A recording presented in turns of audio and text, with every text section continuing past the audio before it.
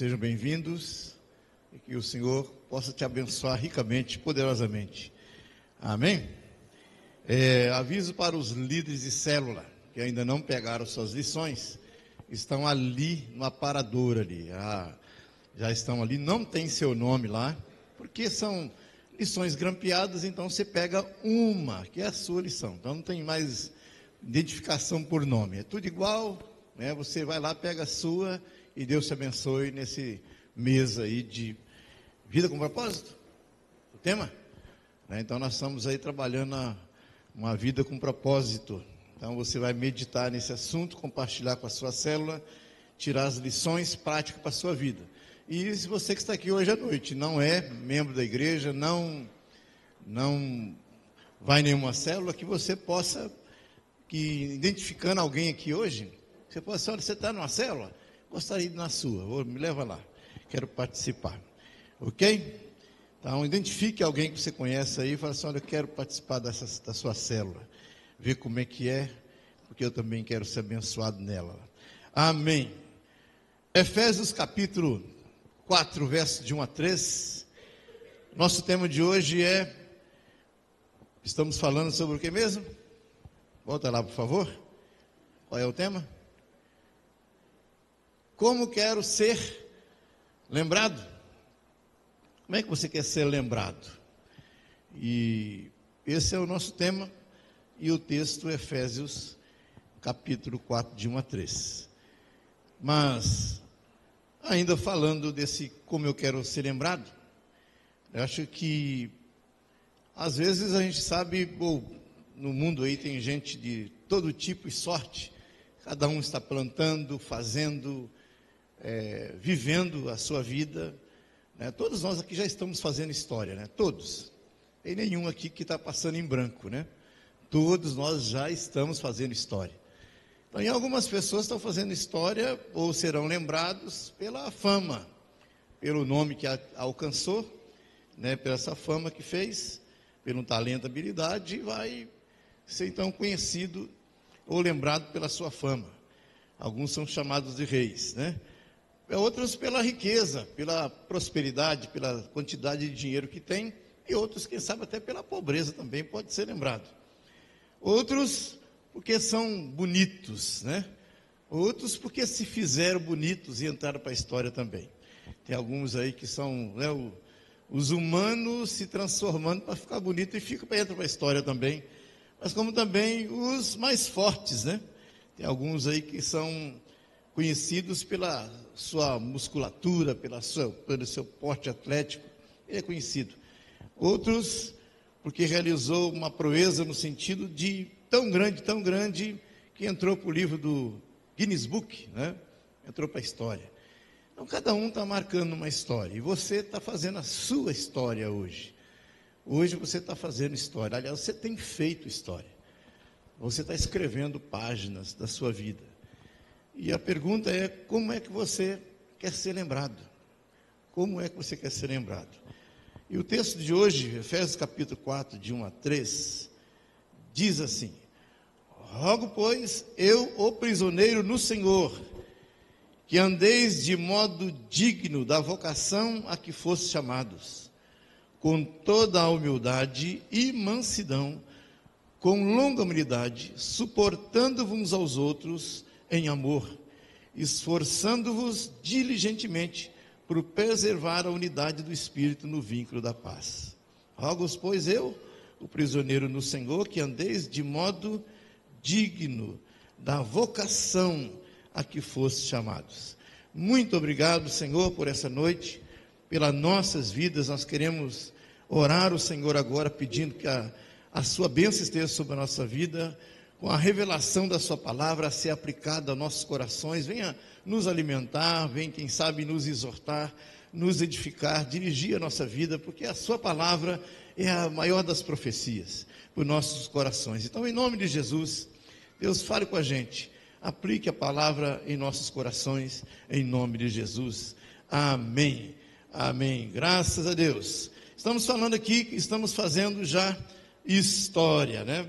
E é como nós queremos ser lembrados, e já vamos ser lembrados. Eu acredito que alguns de nós estão pensando com respeito à maneira de que, ao olhar para a Bíblia, nós encontramos aqui os homens bíblicos, os homens da Bíblia, e eles viveram a vida intensa, viveram as suas vidas, como a gente pensando em alguns, por exemplo, Davi foi rei, ele serviu um bom tempo da sua vida, 40 anos, como rei. Outros que serviram como mordomos, caso de Neemias, outros trabalhando na roça. E a gente vê que a história, a Bíblia, os homens bíblicos, cada um tem uma história diferente, fizeram uma história diferente. Então não foram todos monges, não foram todos pregadores, não foram todos profetas. Então muitos viveram a sua vida normal, a sua vida do dia a dia, como no caso de Neemias era copeiro do rei, mas ele entendeu que Deus tinha um propósito para ele. E nesse propósito que ele compreendeu, ele viveu para o Senhor. Então ele entendeu que Deus tinha um propósito, ele vivia a sua vida diária, cotidiana, e ali então, como se diz, ele trabalhou, se esmerou em fazer o melhor para Deus, vivendo para Deus. E ali, o Senhor então, olhando para ele, falou assim: olha, convém que então eu te use em algo um pouco diferente, vamos dizer assim, no seu propósito. Quando ele tira Neemias lá de ser copeiro para ser um homem que vem marcar a história de Israel e tem um livro relatando a sua história. Então a gente vê que homens bíblicos se esforçaram e se dedicaram para então viver a sua vida para Deus e realizar a vocação que Deus então tinha chamado para ele fazer. E a gente entende que Paulo, escrevendo aos Filipenses, capítulo 3, verso 12, ele diz assim: não que já tenha alcançado, ou seja, perfeito, mas prossigo para alcançar aquilo para o que também fui preso por Cristo Jesus. Ou seja, esforçar, dedicar, se esmerar naquilo que estava entendendo. Eu entendi que Deus tem um propósito para a minha vida, e ele vivia dessa forma, fazendo o que ele tinha para fazer no seu dia a dia.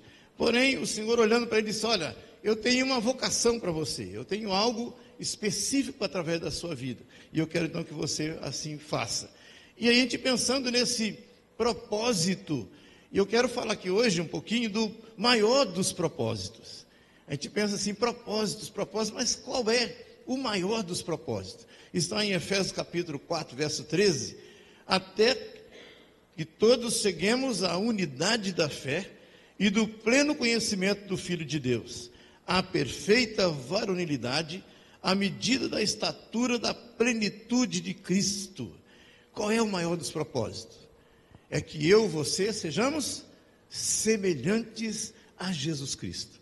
Esse é o maior dos propósitos. E aqui eu estou pensando nos homens bíblicos, homens da Bíblia, que viveram o seu dia a dia, o seu coração devoto, dedicado à sua vocação, buscando agradar a Deus, mas tinha como um propósito maior. Não era realizar coisas, não era só fazer coisas. A gente às vezes tem um peso que vem um pouco sobre a gente, de que a gente tem que estar fazendo coisas, a gente tem que realizar coisas, a gente tem que realizar obras. Mas o maior dos propósitos que você tem para viver nessa terra é ser semelhante a Jesus Cristo. E o modelo é Jesus, o padrão é Jesus. Efésios capítulo 4, verso 13, até que todos cheguemos à unidade da fé e do pleno conhecimento do Filho de Deus, à perfeita varonilidade, à medida da estatura da plenitude de Cristo. Ele é o padrão, ele é o modelo. Aí eu fico olhando para nós, para mim, para você aqui, a nossa vida que nós temos aí chamados a viver, nosso dia a dia, e pensando que esse é o maior propósito que eu tenho nessa vida. O maior propósito não é ser um excelente pregador. Talvez eu tenha como propósito, sim, pessoal, de melhorar a minha vida como pregador, como professor, como aquilo que eu faço. Ou você como um profissional, melhorar. Mas esse não é o maior dos propósitos. O maior do propósito é você ser semelhante a Jesus Cristo.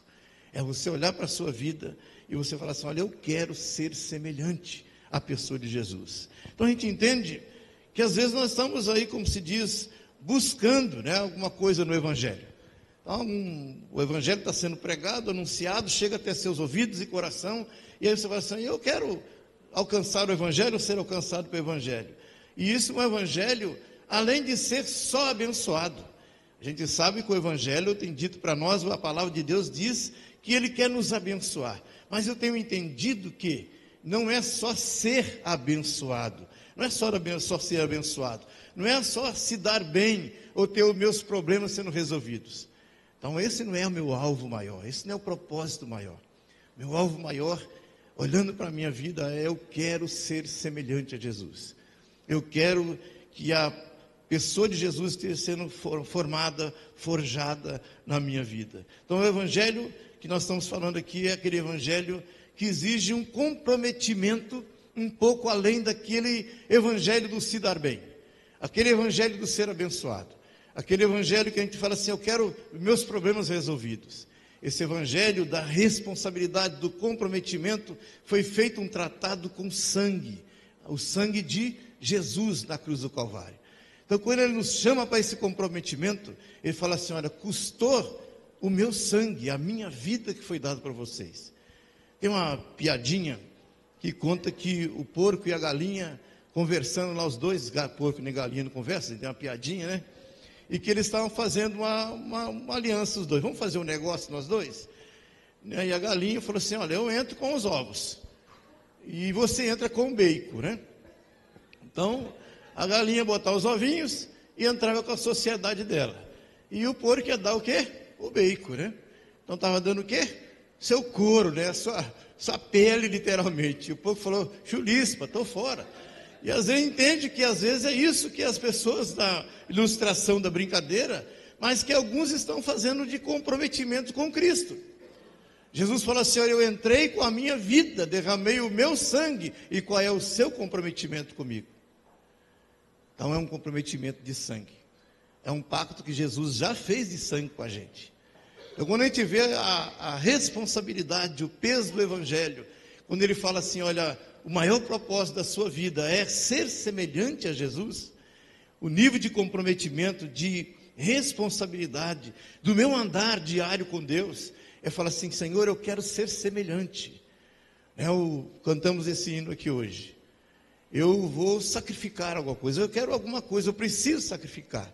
Então essa, às vezes, a ideia aqui da letra da música, é como se a gente tivesse que pagar alguma coisa. Em troca de alguma coisa, eu vou fazer um sacrifício para receber. Mas não é verdade, não é nesse sentido, acredito, que a letra está falando. Está falando do nível de comprometimento que eu tenho com Deus. E eu entendo que as coisas não vêm simplesmente por vir. Eu não recebo só por receber. É resposta da minha dedicação de vida. É resposta daquele amor que Deus tem por mim, sim, mas da minha vida que agrada a Deus. A minha vida diária com Deus. O meu andar com o Senhor tem agradado o coração dEle, e por isso Ele me abençoa, Ele tem prazer nisso. Ser galardoador, quer dizer, Ele tem prazer em dar, Ele tem prazer em fazer, porque se agrada de nós, Ele se agrada da nossa vida.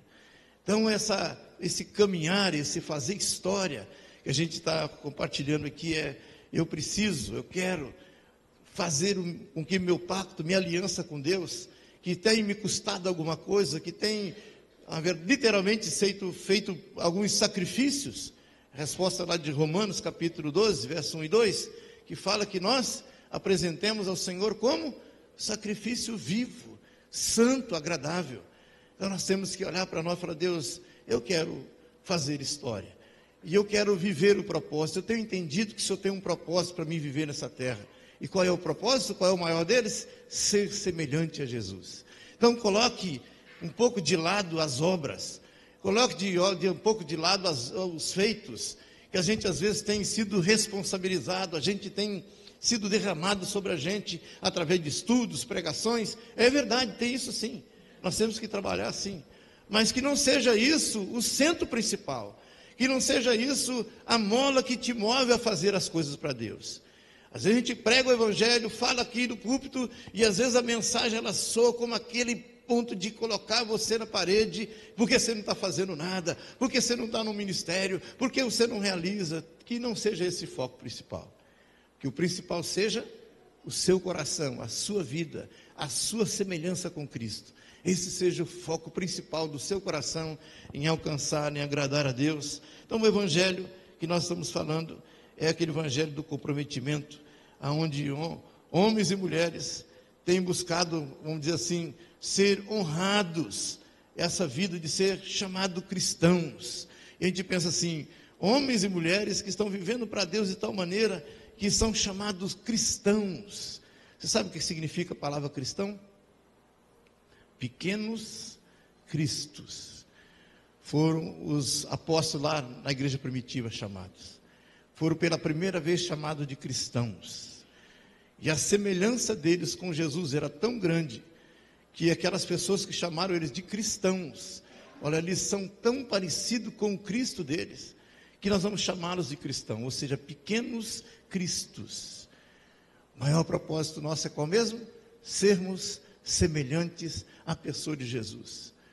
E que a história que eu estou escrevendo, que eu já estou escrevendo, possa estar trazendo, como sabe, a memória, vamos dizer assim, meus feitos.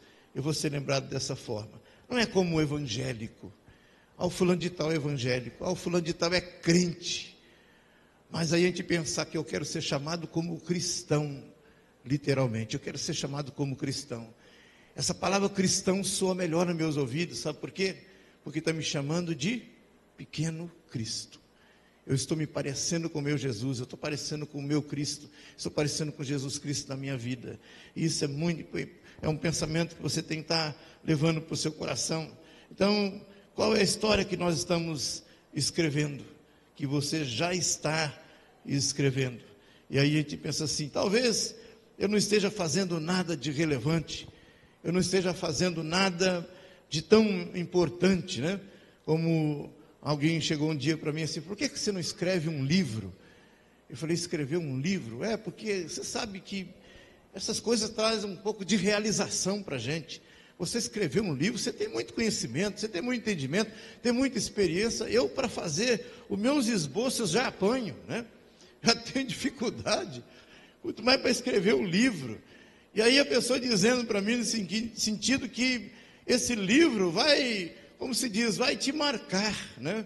Você vai virar uma página importante da sua vida. Eu falei, puxa vida, então estou frito, né? Estou esquecido, porque vai ser difícil escrever esse livro. E talvez você também nunca vai escrever um livro, nem livreto, nem nada. Você olhando para você, você não tem feito nada de relevante, nada que tenha marcado a história. Aí você para pensar, quantos anos você tem? 15, 22, 62, 63, então, quantos anos você tem? Aí você olha para você e fala, o que é que eu tenho feito de relevante nesse mundo? Que a gente olha que parece que não, nós não temos feito diferença nenhuma, mas pode ter certeza que tem. Você está escrevendo uma história. Você é uma pessoa que com certeza tem agradado o coração de Deus, e você carrega o nome de cristão. Você é um servo de Deus, um cristão. Então estamos escrevendo a nossa história como cristão. E o cristão, o crente, comumente falando, mas o cristão, o parecido com Jesus, o semelhante com Cristo, ele tem alguns, vamos chamar assim, comprometimentos. E um dos comprometimentos que ele tem é com a palavra de Deus, é com a Bíblia. A gente sabe que a palavra de Deus, a Bíblia, é a nossa referência, nosso credo, a nossa confiança depositada nas Escrituras. Então, a palavra de Deus, ou seja, nós temos comprometimento com a Bíblia, com a palavra de Deus. Eu tenho falado de Jesus para algumas pessoas, e às vezes eles frequentam uma religião diferente, um tipo de credo diferente, e quando nós entramos na conversa, a primeira coisa que eu digo para elas, que eu sei que elas não são evangélicas, não são crentes, não são cristãos, e a gente vai conversar sobre religião, eu falo, olha, eu tenho um ponto de partida, esse ponto de partida é a Bíblia, ela é a minha referência, ela é da onde eu estou, partir a minha conversa, o meu entendimento, a minha conversação vai ser Bíblia, é através das Escrituras. Eu estava comentando esses dias com algumas pessoas que eu não sou muito chegado a ler livros sobre seitas. Aliás, acho que se eu li um livro sobre seita, porque fui obrigado, porque o seminário me obrigou a ler. Leia aquele livro sobre seita, Caos das Seitas, o título do livro era esse. Eu li empurrado, eu li porque era obrigado a ler, mas eu não li por prazer, por estudar seitas. Sabe por quê? Eu não acho que eu tenho que perder tempo estudando seitas, eu tenho que investir meu tempo estudando as Escrituras. Por que eu vou perder tempo estudando seitas, Se eu preciso conhecer o Evangelho, que se eu conhecer o Evangelho, a essência da palavra, da Bíblia, a sã doutrina, eu vou entender muito bem como é que funcionam as seitas. Porque o Evangelho é a luz da perfeição, e as outras coisas são cegueiras, é engano, é mentira, e a luz da verdade está aqui para nós. Então o cristão tem isso como referência. A gente olhar para as Escrituras, estudar, dizer assim, olha, eu como cristão tenho como base, como, vamos dizer assim, comprometimento, o conhecer as Escrituras, o conhecer o Evangelho, conhecer as coisas de Deus. A gente tem que pensar dessa forma. Então, eu acho que você, como servo de Deus, como aquele que está andando nessa vida, como cristão, então, que você tenha a Bíblia como essa referência para a sua vida. Que, aliás, é um espelho. Eu gosto de dizer, para falar para as pessoas, que a Bíblia, para mim, ela é como um espelho. Mas, quando se olha para ela, não se reflete a minha imagem, se reflete a imagem de Jesus, que eu tenho que me conformar a ela. É isso que eu olho para as Escrituras e vejo quem? Refletido a pessoa de Deus, a imagem de Jesus. E essa é a imagem com quem eu tenho que estar me conformando a ela. Você é cristão? Então a sua vida está sendo permeada por isso. Você é cristão, a sua vida está sendo formada por isso. A sua maneira de pensar, a sua maneira de agir, a sua maneira de reagir está sendo permeada pelas Escrituras. É assim que tem que ser. Esse é o maior propósito. É o maior propósito de entender, de compreender. E quando a gente precisar, a gente tem a resposta. Então a gente olhando para nós, olhando para a minha vida, para os meus anseios, aquilo que eu tenho aprendido é que a minha realização pessoal não é a primeira coisa. Todos nós temos necessidades pessoais, mas não é a realização pessoal que é mais importante na minha vida. Não é a minha realização pessoal. Você tem estudado, tem buscado, tem feito algumas coisas em prol de você mesmo, mas essa não deve ser a principal realização da sua vida. O maior propósito da sua vida é o que mesmo? Buscar ser a imagem, a semelhança de Jesus que está refletida nas Escrituras. Busque isso. Busque entender isso. É a gente poder olhar para nós e cada dia mais sermos confundidos com a pessoa de Jesus. Então, olhando para a minha vida, também não é a realização familiar. A gente olha para nós, temos nossas necessidades, temos famílias, temos desejos, sonhos com respeito à nossa família, mas não é a principal realização. Acho que o que eu mais quero nesse mundo é ver meu filho, minha filha, é ver minha casa dessa forma. Essa não deve ser a principal realização. Como eu disse, a gente pode viver o nosso dia a dia normal, como todos os homens bíblicos viveram, mas tinham no coração um desejo, realizar o propósito de Deus. E o principal dele, ser semelhante a Jesus Cristo. Olha para você, olha para a sua vida. Eu gostaria que você pensasse na história que você está escrevendo hoje, a história que você já escreveu. Aliás, a gente parar para pensar, já falei sobre isso uma vez, usando aqui minha família como exemplo, meus filhos, eu venho assim pensando, digo, se eu morrer, eu vou morrer um dia com certeza, mas eu não vou estar aqui para ver. Mas eu gostaria de saber qual é a frase que os meus filhos vão colocar lá na minha lápide, né? Naquela pedra bonitona, né? Bem cara, que vão comprar lá uma cerca de uns 10 mil reais aquela pedra. Aquela coisa linda, chique, né? Toda decorada. E aí o valor da pedra não é tão interessante para mim. Mas eu gostaria de saber qual é a frase que vão colocar. Estou falando aqui, a Damares já está pensando. Ela já está imaginando aqui. Né, Daniel? Então, eu já estou pensando qual é a frase que nós vamos colocar mesmo na lápide do nosso pai. Eu fico pensando, diante da sua história, daquilo que você tem construído, que você está escrevendo com a sua vida. Qual é a frase, você imagina aí, de qual é a frase que colocariam na sua lápide? Você tem ideia? Qual é o pensamento? Qual é vamos dizer assim, o versículo? Qual é o hino que vão colocar lá? De repente é um hino, poxa, eu gostava tanto desse hino, que esse hino é a cara dele, né? Ou é a cara dela, vai colocar aquele refrão bonito. Qual é a frase? Você sabe? Você tem ideia? Você já está escrevendo uma história. Você já está fazendo uma história. Você é uma pessoa que já está escrevendo, você já está sendo lido. A mensagem você já está transmitindo para as pessoas. E as pessoas já têm uma ideia sobre nós. Eu tenho certeza disso. Eu tenho certeza disso. Eu tenho certeza que vocês têm opiniões aí formadas sobre a minha pessoa, sobre a minha vida. Eu tenho certeza disso. Alguns me dão uma nota quase 10, né? Mas outros dão uma nota bem baixinha aí. Outras notas variadas. Então, alguns têm aí já uma opinião formada. Já uma opinião formada. Aí você pode pensar assim, mas o irmão A, o B, o C não me conhece. Mas tem alguém que te conhece. Tem alguém que está perto de você, convivendo com você. Eu gostaria que você pensasse assim, esse meu amigo, esse próximo de mim aqui, qual é a frase, qual é a palavra que daria com respeito à minha história, ao que eu represento, quem realmente eu sou? Lembra que nós estamos falando aqui da preocupação, das realizações que nós estamos buscando, porque nós estamos fazendo a nossa história em cima daquilo que nós queremos nos realizar também. Eu estou buscando coisas para me realizar, eu estou querendo me realizar, eu quero deixar algum marco, e isso que você está buscando, a sua realização, aquela busca que você tem, está te fazendo escrever essa história também. E com certeza as pessoas estão aí falando, olha, você se parece, né? Então uma das coisas é a Bíblia, é a referência que o cristão tem, que é a Escritura.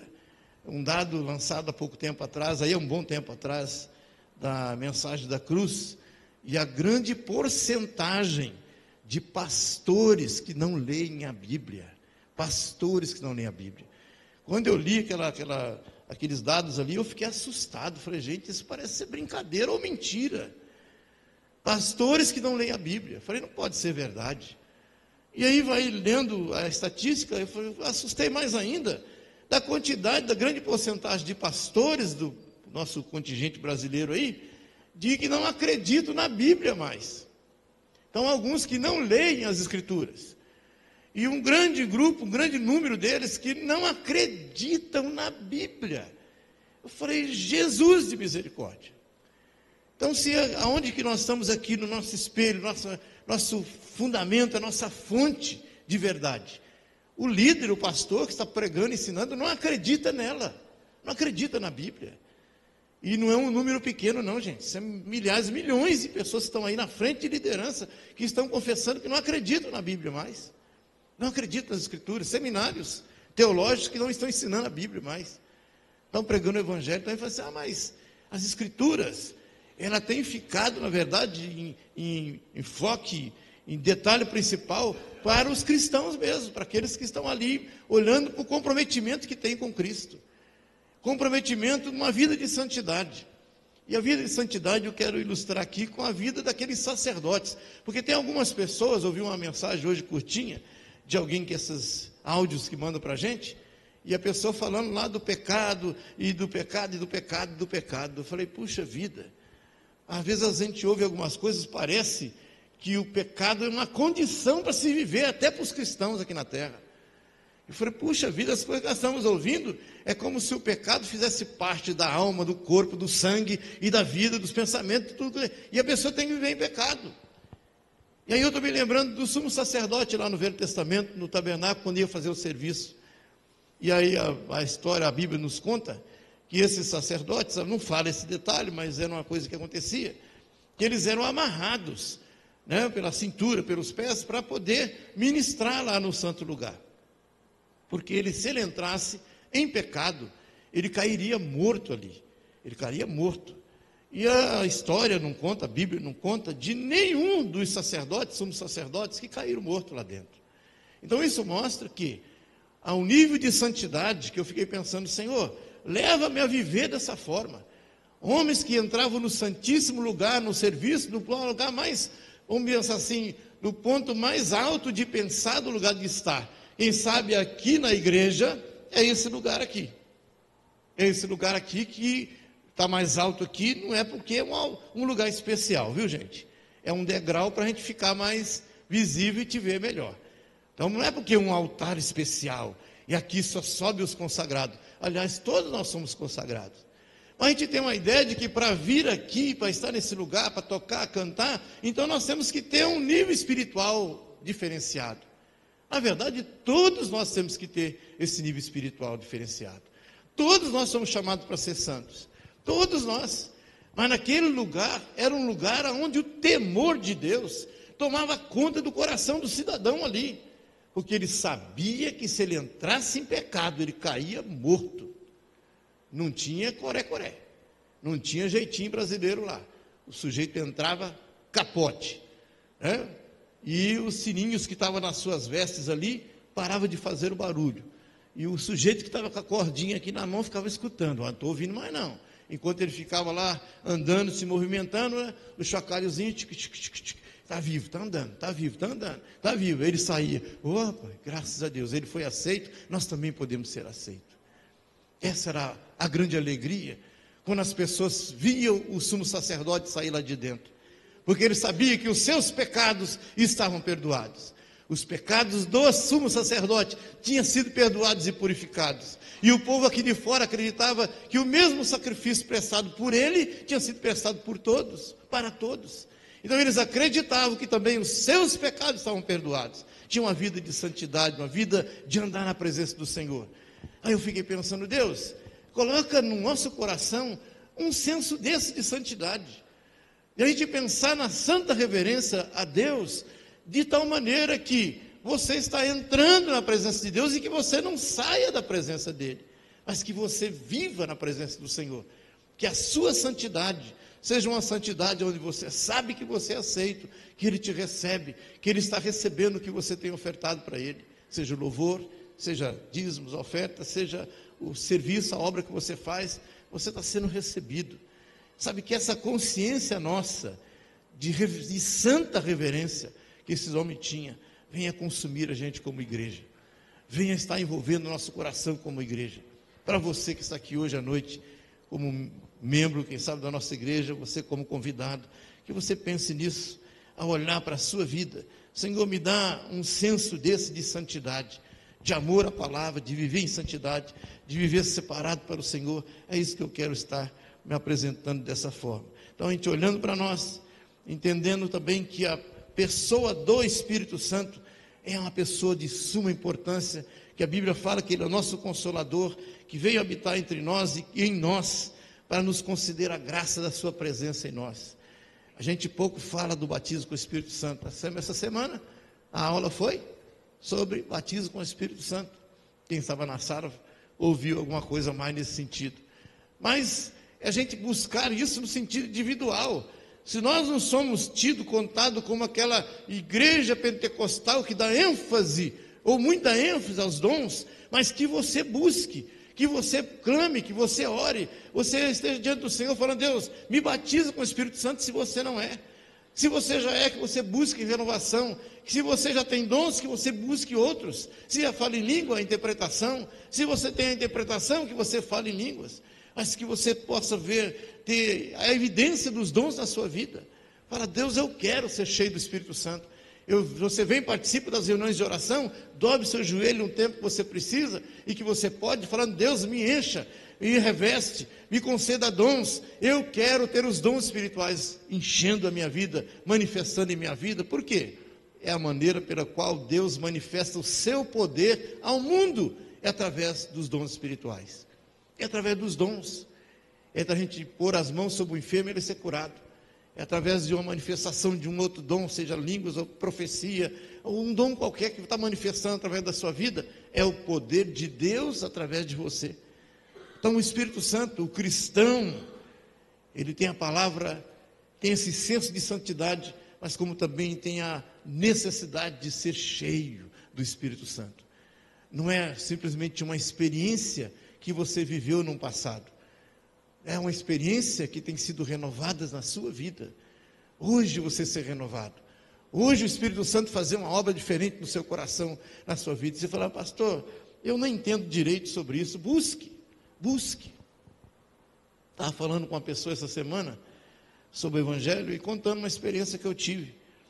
E eu falei assim, rapaz, eu já tive momentos com Deus, do Espírito Santo, que eu não podia ficar em pé. Aliás, eu estava sentado. E de sentado eu fui para o chão. Do chão eu me prostrei. Não caí não. Foi desmontando mesmo. Meu corpo foi perdendo o governo, né? E fiquei ali prostrado diante de Deus, chorando, falando em línguas, glorificando o nome do Senhor. E demorei um tempo para poder me recompor. ter a posição de sentar novamente, todo trêmulo, e por nenhum momento perdi a minha consciência, em nenhum momento eu fui tomado a ponto de ficar, como se diz, esquecido de mim mesmo. Não existe isso. O Espírito Santo não toma mente de ninguém. O Espírito Santo, ele não se apossa de você a ponto de possuir a sua mente. Isso não existe. Na pessoa do Espírito Santo não existe. Você pode ter uma carga emocional além do normal, mas a sua consciência é plena de tudo que está acontecendo, principalmente do gozo, da alegria de Deus na sua vida. E aí eu conversando com esse homem, ele falou assim: pastor, eu quero ter essa experiência. Eu quero ter essa experiência. Eu falei: então sabe o que você faz? Dobra seu joelho num cantinho secreto diante de Deus e comece a orar, falando: Deus, me dá essa experiência. Eu quero viver isso com o Senhor, com o seu Espírito Santo. Gente, sabe o que é o interessante da conversa? É que ele não é convertido ainda. Mas eu estou ensinando para ele o seguinte: você pode e deve buscar uma experiência sobrenatural com o Espírito Santo, porque com certeza, se o Espírito Santo entrar na vida dele, mexer no coração dele, ele vai largar tudo a quem ele serve para servir o Senhor. A sua vida vai ser diferente a partir desse momento. Não estou falando que o Espírito Santo enche o coração de pecador, não. Mas com certeza, quando ele vai entrar, as coisas mudam, é transformada. Olha para a sua vida. Você, como cristão, precisa de ter algo de Deus especial no seu coração. Experiências que vai ser para você, para o seu gozo, para a sua alegria, para o seu renovo, para você compartilhar de quão bom Deus é para a nossa vida. Então, o poder do Espírito Santo é a revelação dele nas nossas vidas. Então, quando nós olhamos que estamos escrevendo uma história, e essa história deve ser consciente em cima de um propósito que eu busco. Viver, eu já entendi, eu tenho compreendido, e o principal dos propósitos é ser semelhante a Jesus. E ser semelhante a Jesus, ser chamado de cristão, implica que a palavra, que a santidade, que a unção do Espírito Santo esteja movendo meu coração, a minha vida. E aí eu estou olhando para mim e fico pensando: Deus, que eu quero deixar nesse mundo, que na minha lápide fique escrito, é aquilo que foi escrito na lápide daquele homem chamado Enoque, em Gênesis capítulo 5. Qual foi a palavra que foi escrita lá na lápide de Enoque? Um homem que andou com Deus. É interessante isso, né, irmãos?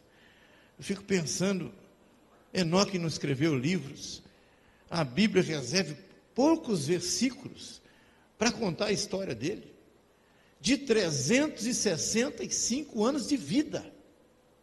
365 anos de vida. O homem viveu, gerou filhos e filhas, e aos 365 foi tomado para o Senhor. Viveu de tal maneira para Deus, que Deus falou assim: olha, chega, vem morar comigo, que eu tenho outro propósito para realizar através da sua vida. Ele foi tomado para Deus, para morar com o Senhor. Eu fico pensando que coisa gloriosa a gente poder pensar, é que ele não escreveu livro, ele não escreveu nada, não tem relato. Lembra que eu falei aqui sobre o que é mais importante? Não é a obra que você realiza. O que Enoque não deixou uma obra escrita, gente. Não deixou uma obra sequer, um feito que foi registrado nas Escrituras e que tem nos impressionado, nos edifica, a não ser que ele foi reconhecido como um homem de Deus que andou com Deus. E aí está a frase principal da vida dele: ele andou com Deus, ele viveu com o Senhor, ele teve um andar de modo digno da vocação, ele compreendeu os propósitos, compreendeu aquilo que era o papel dele na vida aqui na terra, e viveu para o Senhor, viveu, até que o Senhor falou assim: chega, eu quero que você venha morar comigo. Eu fico pensando sobre isso, que a gente pensar na nossa vida, de que você pode ser chamado como um homem, como uma mulher que andou com Deus, que anda com Deus.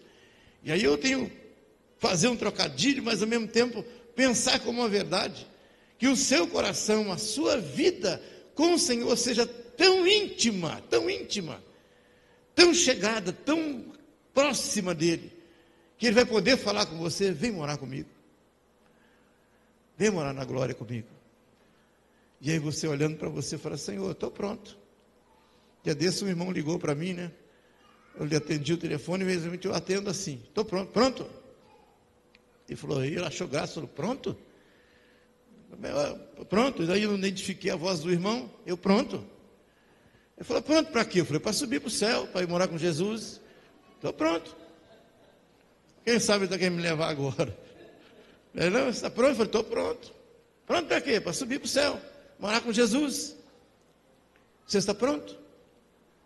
Você está pronto? Eu fico pensando na minha caminhada com o Senhor, no meu relacionamento com Ele, nesse buscar da semelhança de Cristo, agradando o coração dele, de tal maneira que ele vai falar assim, vem morar comigo. Você é minha noiva e eu quero antecipar o casamento contigo. Eu digo, glória, tem coisa melhor que isso? De todos que eu já ouvi, alguns porque o Senhor tinha um propósito, como Paulo, por exemplo, mas de todos que eu já ouvi, de que tiveram uma experiência dos céus abertos, de ser levado até lá. Algumas pessoas contam as historinhas que eu não acredito, né, de que tiveram visão, revelação, de todos que eu já ouvi, que em momentos da vida deles, que estavam de encontro com o Senhor, tiveram essa revelação, quiseram ficar na terra, quiseram ficar agarrado aqui às suas realizações pessoais, de ver o futuro da sua família, de ver as coisas acontecendo bem-sucedidas, de todos, nenhum quis ficar na terra. Nenhum quis ficar aqui na terra, falou assim, não, eu vou ficar por aqui, me deixa mais um tempinho aqui. Tiveram a revelação, falaram assim, não, deixa mais um pouquinho ainda, eu quero viver mais um pouquinho, eu quero terminar uma faculdade primeiro. Ou alguns, quem sabe assim, eu quero casar primeiro, né? Eu quero ter filhos primeiro, eu quero realizar isso primeiro, eu quero ver isso, outra coisa acontecendo na vida do meu filho, da minha família. A realização. Mas eu fico pensando, de andar tão próximo com o Senhor, tão junto dEle, que Ele vai falar assim, olha, eu quero que você venha morar comigo. Eu quero que você venha morar na glória. E você falar, Senhor, eu estou pronto. E na sua lápide, estou dizendo que você morra não. Mas que a fala, que a frase, que seja escrita na sua vida, seja o quê? Seja o que mesmo? Um homem, uma mulher que andou com Deus. Olha, ele andou com Deus. Ela andou com Deus, de tal maneira que nós podemos ver essas coisas acontecendo na vida deles. Então, quando a gente fica pensando num evangelho que nos sufoca às vezes, que nos cobram demais, que exige da gente um padrão, que exige da gente algumas coisas, ao invés de trazer uma liberdade, um gozo, nos traz peso. E que você possa pensar nisso, que o maior tarefa, que o maior trabalho que você tem, sabe, que seja andar com o Senhor, agradar o coração dEle. Eu estou lendo um livro de Tozer, e ele fala sobre adoração, o pastor Ilho já leu. Eu falei, gente, que coisa impressionante, o coração de um homem que viveu nessa terra, mas cuja sua visão, a sua vocação, o seu coração, a intensidade dele de vida, era adorar a Deus, é glorificar o nome do Senhor, e deixou livros para contar a história, mas que viveu tão perto de Deus, e deixou algumas coisas escritas, homens que viveram com Deus, homens que andaram com o Senhor, de um modo digno da vocação que foram chamados, da vocação. Você tem vocação, você foi chamado, você tem uma tarefa a cumprir, sim, mas a mais importante de todas é você buscar a semelhança de Cristo na sua vida, você se parecer com Jesus. E aí você olhando para o seu coração hoje, você que está aqui com a gente como nosso convidado, amigo, irmão, eu gostaria que você parasse para pensar nisso, que você parasse para analisar a história que você está escrevendo, a história que você está escrevendo. E aí você olha e fala assim, olha, mas tem umas páginas que a gente tem que passar um borrão ali. Mas esse borrão, deixa que Jesus passa seu sangue para limpar a sua história. Deixa que Jesus apague. Deixa que Jesus purifique a sua vida. Mas que você possa pensar, não, a partir de hoje, eu vou dedicar um tempo mais significativo nessa busca de tocar, de agradar, de viver para Deus. Eu quero fazer isso. Amém? Deus abençoe sua vida. Deus abençoe sua semana é uma forma especial. E eu espero ter comunicado para você, né, entendido a mensagem. Amém? Glória a Deus. Te louvamos, Senhor. Te engrandecemos. Nós nos levantamos, ó Pai, em adoração e gratidão a Ti, Senhor. Agradecemos ao Senhor. Agradecemos ao Senhor por essa semana que começa hoje. E com certeza já debaixo da Sua bênção. Com certeza, Senhor, sabendo que muitas coisas vão acontecer na vida de todos nós, situações diferentes, mas em todas elas acreditamos que o Senhor vai estar permeando, o Senhor vai estar, Deus, filtrando, o Senhor vai estar ajudando, dando socorro, a sabedoria, a direção.